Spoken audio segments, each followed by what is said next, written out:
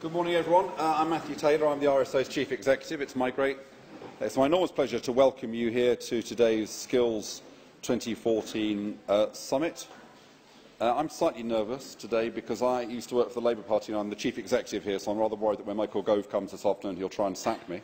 Just a bit of satire there. At least a couple of people got it. Okay, so we're delighted to be hosting today's event, and I want to take this opportunity to thank all the partners who are involved: Carno, Storybird, Pearson, Code Academy, Slate Science, most especially Saul, Kate and the team at Index Ventures. Without them, we just wouldn't be here and about to embark on this really interesting day. We're also really pleased to be partnering on the summit, as many of the issues that we're going to be exploring through the day are dear to our heart too. The RSA's core mission is to release the creative potential in all citizens, and we do that for a whole variety of ways. And part of our action research programme, two areas I'm just going to mention incredibly briefly. I'm not going to abuse my position in welcoming you to do an advert for the RSA, but I want to talk about our education work and our enterprise work. So the RSA has a very long history. When I say long history, I mean centuries of work advancing debates on key issues in education. We have a family of RSA academies. The core of their work is to try to align two key goals: creative forms of learning with closing the attainment gap. And we use those schools as kind of sites for innovation. We work with them as sites for innovation. We are at the moment particularly focusing on design technologies, but also we've got a programme called Grand Curriculum Designs, in which we're giving schools the skills to design curricula that are flexible, innovative and responsive to the needs of pupils and their communities. That's education. Innovation is at the heart of our enterprise programme as well. We're going to be launching at the end of this month an innovation challenge known as the RSA Premium, which is designed to find more effective and creative ways to invest in human capital. We're also co-developing a virtual enterprise simulation to help young people experience running a business in a way that helps to build their competencies and skills. So that's some of our research. You can find out more about our work. You can pick up a copy of the RSA Journal that will be available all around the house as you wander around today. Just the final thing I want to say about the RSA is that I was actually in this room 14 hours ago at an event of RSA Fellows. We have 26,500 fantastic fellows all around the world, and there were 150 fellows in here last night, and we were sharing with new fellows the projects that those fellows have created. So 7 or 8 fellows got up and talked about the social enterprises and initiatives they've created, in which we've given seed corn funding to. We've just started crowdfunding RSA fellows projects as well. So you can see how these themes of enterprise and innovation and creativity, technology, are really central to our day-to-day work. So that's a bit about the RSA. So I hope that you feel that also this has just been a house where an enormous number of brilliant ideas have been developed. So it's just kind of in the walls. So it's going to be a fantastic day. You can have even better ideas than you would normally have had because you're here. Finally, a bit of logistics. Before the conversation starts in earnest, we're live streaming today's event. So welcome to our online audience. If you want to get involved in the online debate, you can contribute your views by using the Twitter hashtag, which is Skills2014. So please make sure we have a lively online conversation as well as a lively conversation within the building. Okay, so it's now my great pleasure to hand over to Saul Klein from Index Ventures, who's going to say a few words to formally open the Skills 2014 Summit. Saul.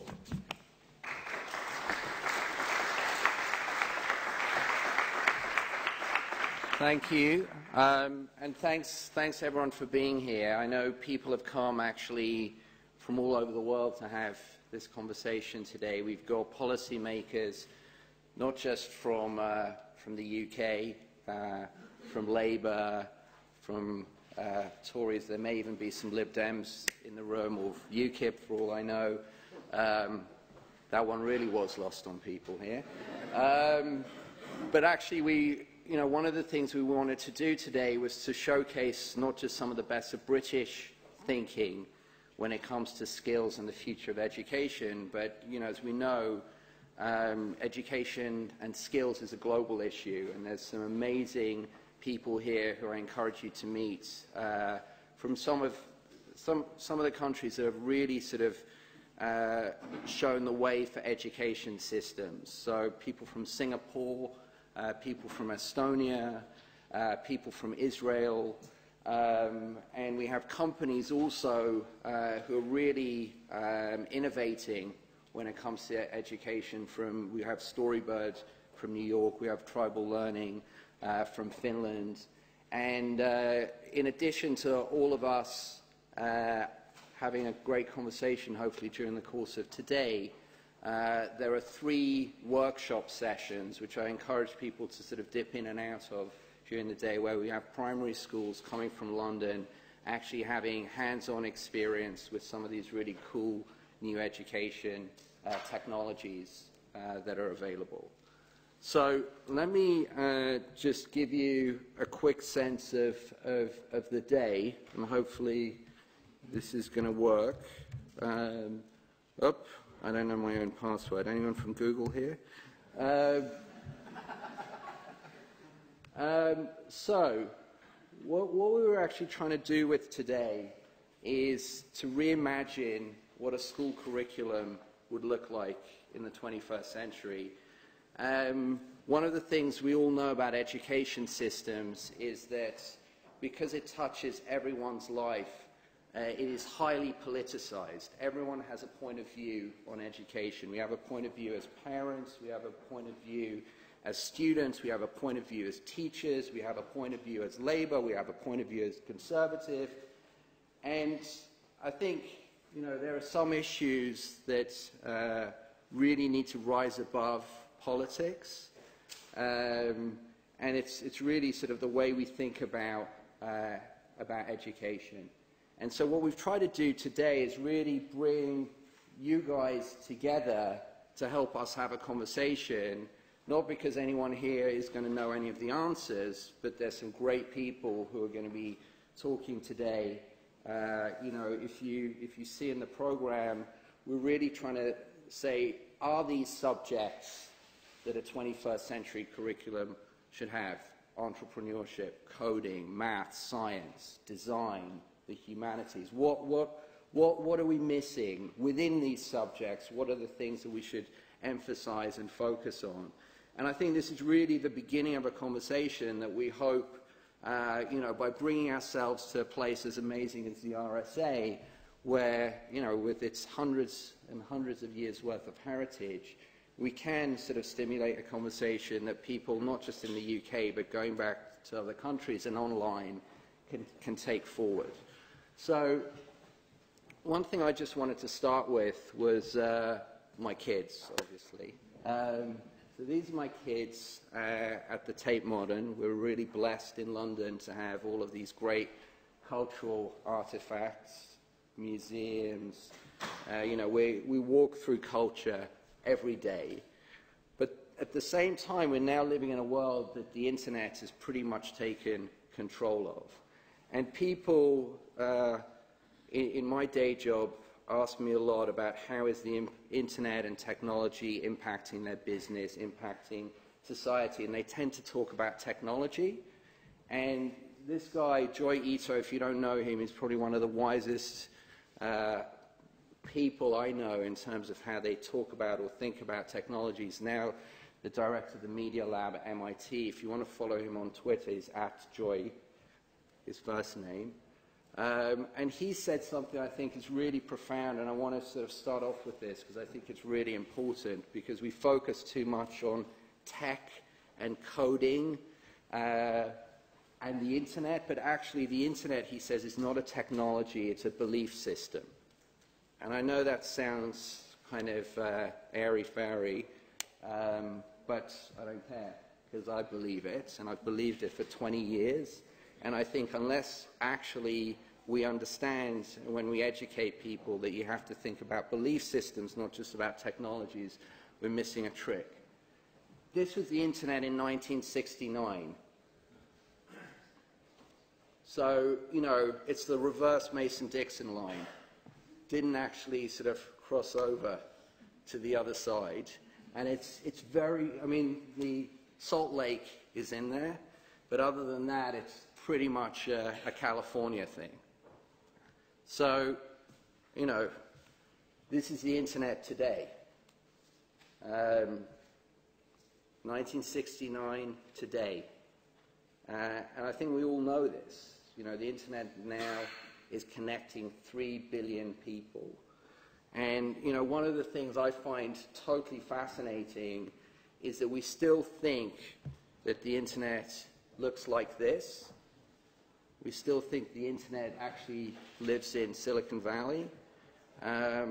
But actually, the biggest company that the internet has invented in the last 10 years, and I think Facebook is 10 years old this week. There was a great piece Jemima wrote in The Guardian today, I think, about the 10th birthday of Facebook. And there's only one English-speaking city in the top 10 on Facebook, and that's London.